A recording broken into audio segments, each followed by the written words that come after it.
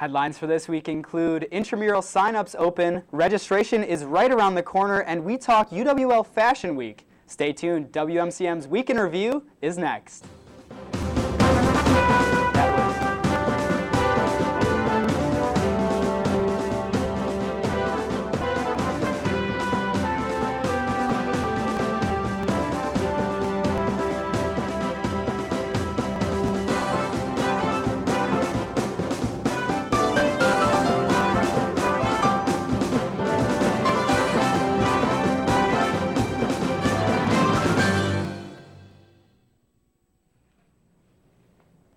Hello, and thanks for watching WMCM's Week in Review. I'm Mason Polk. And I'm Colin Malliott.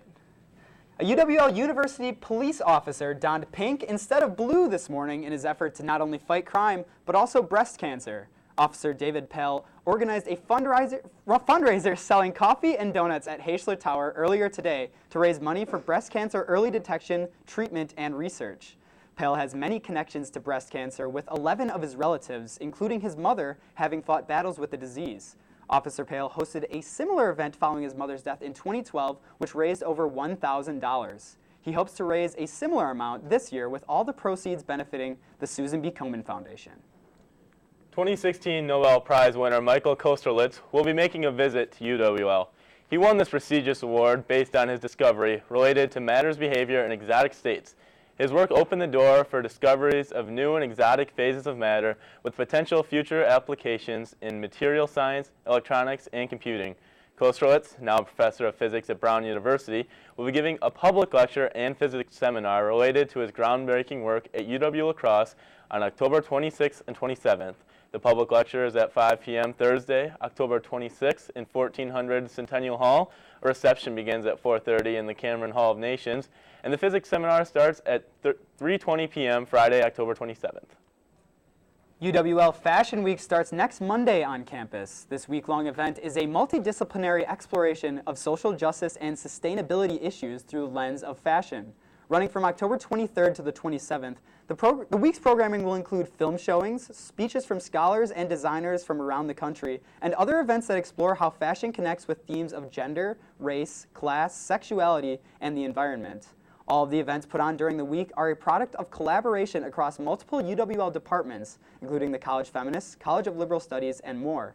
For information and a full schedule of events, visit the UWL Fashion Week Facebook page at facebook.com/UWL Fashion Week, or look for one of their many flyers hung up around campus. Puppies can be cute, but they can be quite the handful to train. And that is why the Cooley Region Humane Society offers puppy training classes. We sent out a crew to the Cooley Region Humane Society to take a look. I could watch puppies play all day long. When most people think of puppies, they see adorable balls of fur. But if you've ever owned a dog, you know they can be a handful during their younger years. That is why Shirley Richards and the Cooley Region Humane Society offer guidance with their puppy training course. Work on their beginning sit stay, down stay, stand stay, coming when called, walking on leash. Leave it, taking treats nicely from people, not jumping up on them. From learning new commands to breaking bad habits, training a puppy can be hard work. That's why it's important to put the effort in when they're young. Their first experiences are the most important. Make sure they're good experiences, that they meet a lot of infants, toddlers, kids on bicycles. One of the benefits of puppy training class is the chance to give your young dog new experiences they otherwise would not have. If your dogs aren't socialized to a lot of other dogs, a lot of other people, then where can you ever take them for the rest of their life? So socialization is more important to me than teaching them to sit and down. Training a dog by yourself can be a challenge, but with a few tricks, all dogs can be trained. Pushing his butt down and saying sit and then giving him a treat, and then he kind of made the connection, and then grabbing his paw for a shake and giving him a treat, and then he made the connection with that too. If you are thinking about taking your dog to puppy training class, think about what you would do with a member of your own family. Dogs are part of your family. Love them and keep them safe, and you only have them for 10 to 12 years. For WMCM, this has been Allie Schatzman and Peter Lenz. Now back to you in the studio. Now here's Megan Graham to talk about what's going on campus. Thanks, Mason. First, do you need a refresher on how to use Wings before registration begins November 13th for J-term in the spring semester? The Academic Advising Center and Career Services are hosting several registration refresher sessions. These sessions will cover the advisement report, the schedule planner, the shopping cart, and many other functions and wings. Be sure to take advantage of this wonderful opportunity to be sure you are ready to register for classes. Check the UWL website or Handshake for more information on all the dates and times. Author of the book Liberated Threads, Black Woman Style and the Global Politics of the Soul, as well as 2016 Liberty Legacy Foundation Award winner, Dr. Tanisha Ford will be speaking at UWL as a kickoff of the inaugural UWL Fashion Week. Dr. Ford will be discussing the history of soul style as a site and strategy of resistance. The event is free and takes place on Monday, October 23rd from 7 to 8:30 p.m. in 1400 Centennial Hall. The event is sure to be a wonderful way to kick off the 2017 UWL Fashion Week, which takes place from October 23rd to October 27th. For more information on this event and other Fashion Week events, you visit the UWL Fashion Week Facebook page. Have questions about study abroad? The Office of International Education and Engagement will be hosting Abroad 101 sessions. These sessions will take place every Wednesday at 4 p.m. from now until December 8th in 1209 Centennial Hall. The sessions will touch on general abroad information, focus on CEA as well as API provider programs, and a session on faculty-led study abroad sessions. Be sure to drop by to learn more about study abroad options and how to get started on your study abroad journey. Now back to you, Mason. On Tuesday, October 24th, UW La Crosse Jazz Band will be performing their fall concert in the Bluffs Ballroom in the Student Union.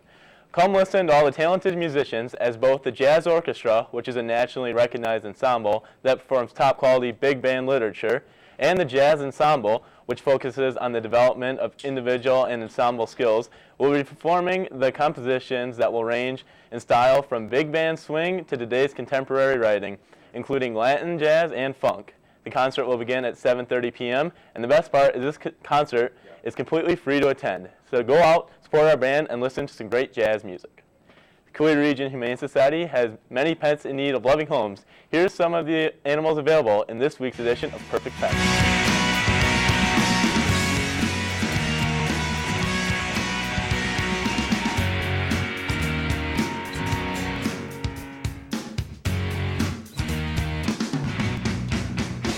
Hi, I'm Gloria. I'm a sassy little lady that loves attention and always gets her way. I love to be the star of your life. Hello, I'm Snowman, a pensive pup that needs a calm, gentle home. I'll take a second to warm up, but once I do, I'll love you forever. Hi, I'm Groot. I'm one curious kitty and I love exploring. Give me a ball and a happy home and I'll be your best friend. I'm Groot! I'm Hiccup. I'm just a little guy who gets excited a lot over time. I'm one crazy kitty, so I need an energetic, playful home. To find out more about adoption for these pets or others, contact the Cooley Region Humane Society at 781-4014. Again, the number for the Cooley Region Humane Society is 781-4014.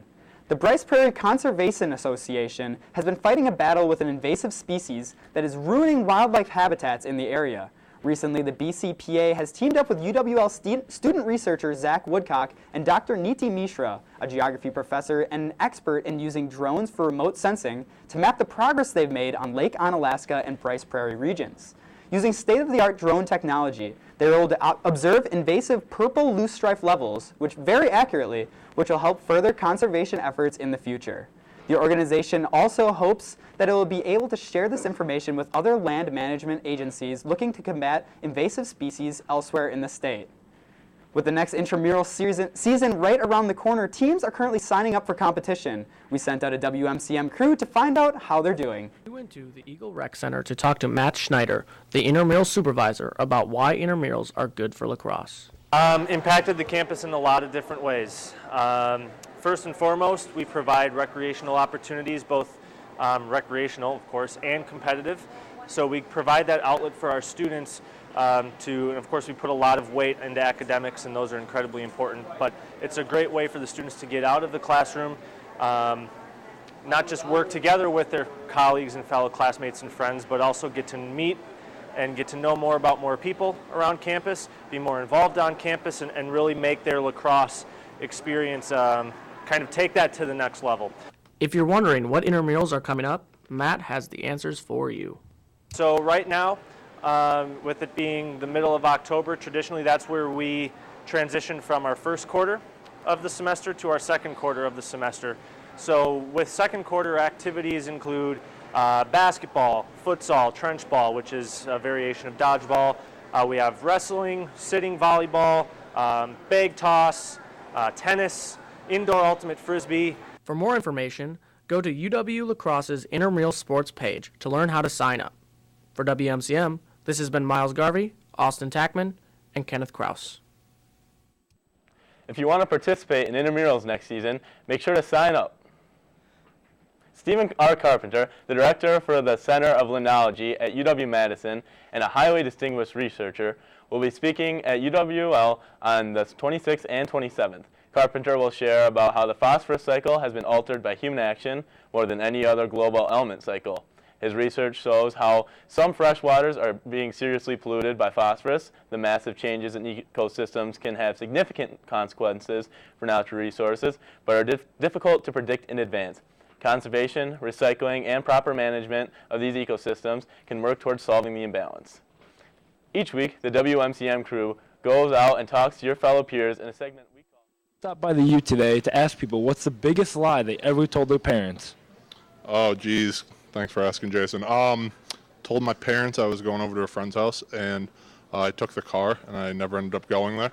And then I got in an accident and totaled the car. The biggest lie I ever told my parents was probably that I didn't drink during my freshman and sophomore year of college, and that I didn't party ever. The biggest lie I told my parents was this summer, actually, I got terminated. And as an international student, it meant that my visa had to get canceled. And so technically, I had gotten deported, but I told them it was a termination to kind of soften the blow. She's just a friend. Okay. The biggest lie I told my parents was that I didn't know how my car got a dent in the side. It was me. We also found an aspiring music artist who's looking for someone to help him record music videos. Here's his biggest lie. The biggest lie that I told my parents was I told them that I was actually away when I was in jail for a weekend. So. This was Jason Cashman and Aaron Morse. Back to you in the studio. Look for the WMCM crew around campus for a chance to have your opinions heard. Now here's Matt Riley with a review of the movie Crazy Stupid Love. Thank you, Colin. Crazy Stupid Love is a 2011 film that follows the life of a middle-aged man named Cal Weaver, who is played by Steve Carell. He is living the American dream. He has a good job, a beautiful house, great children, a beautiful wife named Emily, played by Julianne Moore. Cal's seemingly perfect life unravels when he learns that Emily has been unfaithful and wants a divorce. Cal is over 40 and suddenly single. Then comes along a man named Jacob Palmer, played by Ryan Gosling, a self-styled player who takes Cal under his wing and teaches him how to be a hit with the ladies. Now, let's take a look at the trailer. 25 years of marriage and you have nothing to say? I'll just say it. I slept with someone. If you keep talking, I'm going to get out of the car. I think the fact that I did it, it just shows how broken we are. Okay. And how much we really... Oh my God, Cal! You're getting a divorce? Yeah. Amy heard you crying in the bathroom. We all thought it was cancer. Oh. Thank God, man. Yeah, that's my relationship. Hi, can I buy you a drink? Uh-huh. Let's get out of here. Want to get out of here? What are you doing later? I don't know. I do. There's lots of beautiful women in this bar, but I can't take my eyes off of you. It's time to go home. Oh, it's forward of you, but okay. Yeah. Should I pull the car around? Have you been drinking? I'll drive. Hey, ladies' man guy. Any tips of the trade? Your wife cheated on you because you lost sight of who you are as a man. Would you take that straw out of your mouth? It looks like you're sucking on it. Okay. You're sitting there with a Supercuts haircut, and you're wearing a 44 when you should be wearing a 42 regular. Credit card. Where are your wallets? Would you sleep with them? Jeez, God. Yeah, probably. You would? You gotta take control of your manhood, pal. Can you put on some clothes, please? Oh, I'm sorry, is this bothering you? Beautiful. Looking at me. Look at that. How they looking at me. What do you want to do with me? I want to show you off to my ex-wife to make her really jealous. Oh, man. I met a girl, and she is a game changer.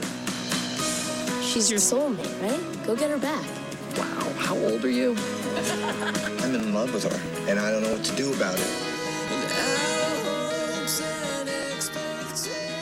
I don't know when you and I stopped being us. You know, when I told you that I had to work late, I really went to see the new Twilight movie by myself.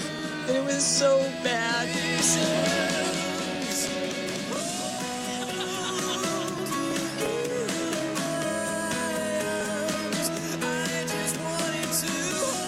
I should have fought for you.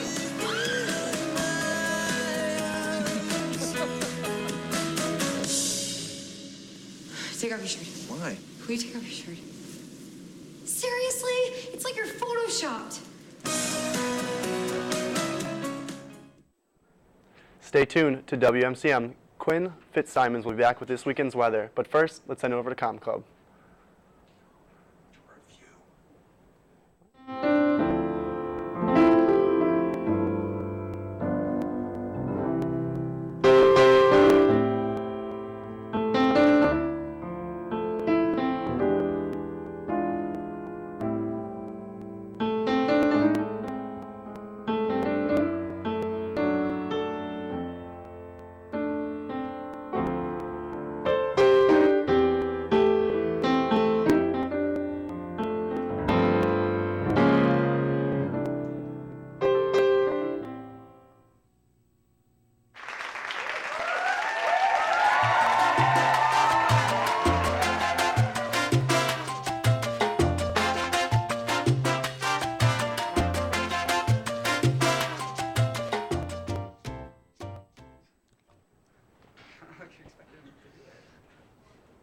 Hello and welcome to this week's weather. My name is Quinn Fitzsimons. Let's get started. As you can see tonight, we have a clear night, a high of 54 degrees, and we're going to be seeing a little bit of a strong wind. We got about 9-mile-an-hour winds coming from the south, and looks like it's going to be a pretty decent night.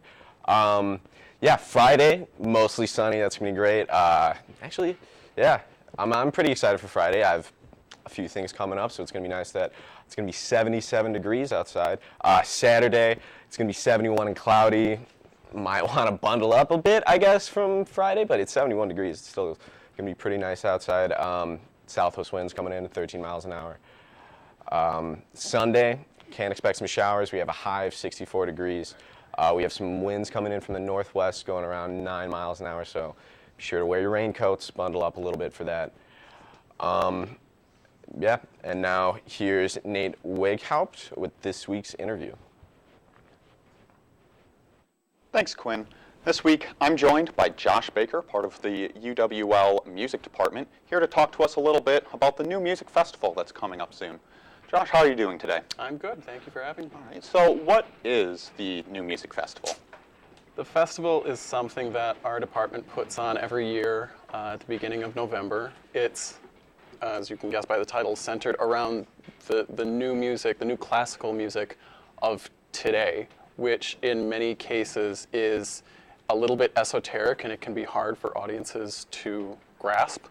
But I think one of the bigger goals is to invite a number of different composers and performers and instrumentalists, singers, to come and try and present their music in a very accessible way. All right, so what sort of, if I'm correct, you will be performing at this year's festival. What sort of music will you be playing this year? Well, I'm a clarinet performance student. I'm in my senior year right now. I'm very interested in new music personally. I was going to perform maybe 3 pieces, but right now I only have 1 on the program. It's going to be on Halloween night, and it's called Two Orchids for clarinet and piano. It was written in 2015 by a composer named Greg Simon, who is an educator, a jazz trumpeter, obviously a composer. And he currently teaches at the University of Nebraska-Lincoln, but the commission was from a clarinet student at the University of Colorado in Denver when the composer used to teach there. So I honestly just learned of this piece through YouTube, looking through various CDs of new music this year. It's extremely lyrical, and actually it probably has 10 times more notes for the piano than the clarinet is. It's kind of unfair, but it's maybe unlike many of the other pieces that are going to be on some of the programs. It's a very accessible piece. Like I said, the long fluid lines, it's very melodic, it's very lyrical, it's a really gorgeous piece. Other performers that we're going to have on, I saw there's going to be electric guitar, there's going to be theremin, there's going to be various different kinds of electronic music. Who doesn't love the theremin?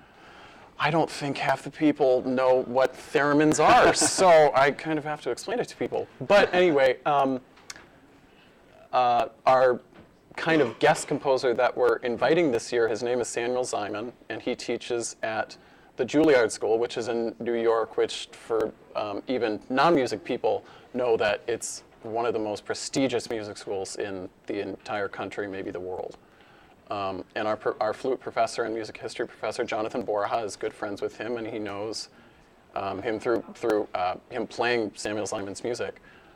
So he's invited him to come and do essentially kind of a performance residency where we play some of his music throughout the festival. And on the extra fourth day, which will be November 3rd, it will be a night concert of all of Samuel Ziman's music. Much of his flute music, which is what Jonathan Borja is going to be playing, along with our piano professor, Miri Tollefson. All right, great. So for people looking for new music of today, what are the sort of, or who I should say, are the sort of composers that people should be looking for? Oh gosh, I mean that's really a loaded question. It depends on kind of what medium you enjoy. I think I got into it because I enjoy the new music that's written for my instrument. So if you play a certain instrument, you might be drawn to new music that's written for your instrument. Whether you're a tuba player or a string player or a theremin player, for gosh sake. Who are some of the star or breakout, I guess, composers of this day and age, 2017? Well, I follow a lot of composers that are writing new wind ensemble music, which is for wind and brass and percussion. Some of the composers that I really enjoy are John Mackey, Michael Markowski, Stephen Bryant. Their music is not to the point where it's misunderstood or where it's confusing to audiences. I think one of the biggest problems for new music, I think, as I mentioned before, was that some of it is just too hard to understand for the general audience. And I think that these composers do a really good job of integrating new techniques and new ways of looking at music, new ways of writing music, and making it easy to understand for the audience and making it exciting and cool, essentially, for the audience. Yeah, composers like John Williams and Eric Whitacre and all of these composers who sort of became rock stars and within their own realm, they sort of helped to make bridge that gap between what people see today as, you know, this impossible to penetrate world of classical music and, you know, more modern ears and modern listeners. That's extremely true. A lot of new composers nowadays are doing a lot of reach out programs to get more people into this field because it is a very strange, esoteric field. It's hard to make a living in it. I mean, I'm a music student. I know better than almost anyone here. All right. So when is the New Music Festival for The New Music Festival this year will be starting on October 31st. Our first performance will be at 7:30, November 1st and November 2nd. And then, like I said before, the November 3rd will be the strictly Samuel Ziman music performance. And where can people find these performances? They will be at Annette Recital Hall, which was just renovated. It looks beautiful. I played in it a little bit this year. It's a great hall to do this event in. All right, well, thank you very much for coming out here to talk with me today, to fit me into your busy schedule. Thanks, Nate. All right, no problem. Stay tuned. Kyle Larson will be right back with This Week's Sports. But first, let's take a look at those adorable Perfect Pets.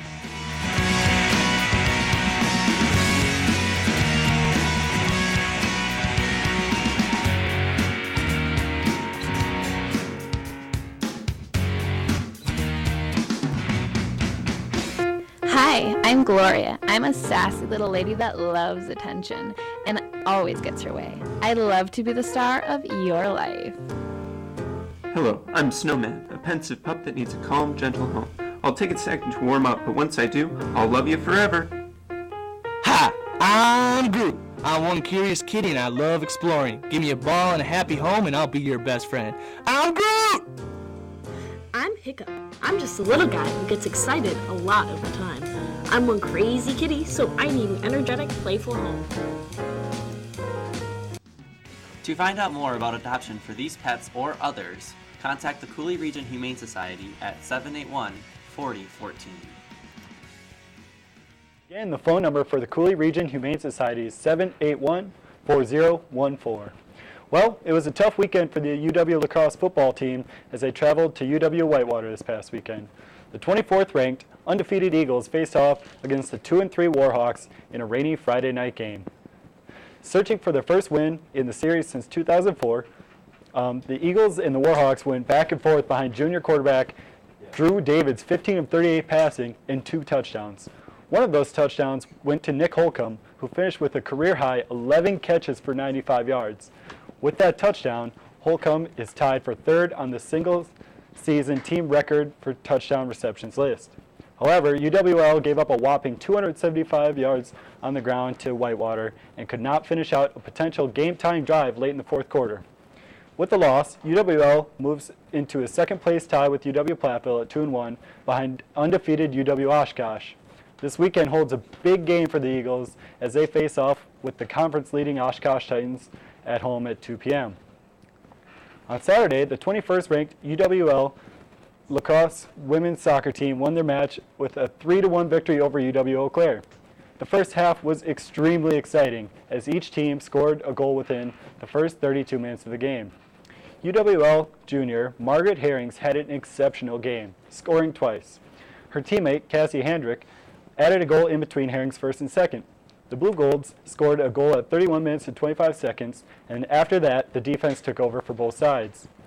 The victory pushed the Eagles' win streak to 7 and keeps them in a first-place tie with the WIAC and led to UWL moving up to 2 spots to number 19 in the National D3 soccer rankings. With only 3 games left, let's see if the UWL ladies can keep their impressive streak alive. Their next conference match is Saturday, October 21st at UW Whitewater, with the game starting at 1 in the afternoon. The women's volleyball team has been on a tear in conference play and kept up the success this past Saturday down in Platteville. In each of the 3 sets, the Eagles came from behind to take down the Pioneers. With the win, UWL remains tied with UW Whitewater with only a week left in the season. Their next conference match is against those same Warhawks on October 25th and is looking to be an exciting match. Following their matchup with Whitewater, the Eagles will finish out the regular season against the UW Stevens Point Pointers on Saturday the 28th. On that next Tuesday, the WIAC tournament begins at 7 p.m. It's certainly shaping up to be a thrilling finish to our fall sports here at UWL, so come out and cheer on the Eagles as they look to win the conference. And that's all for this week's sports.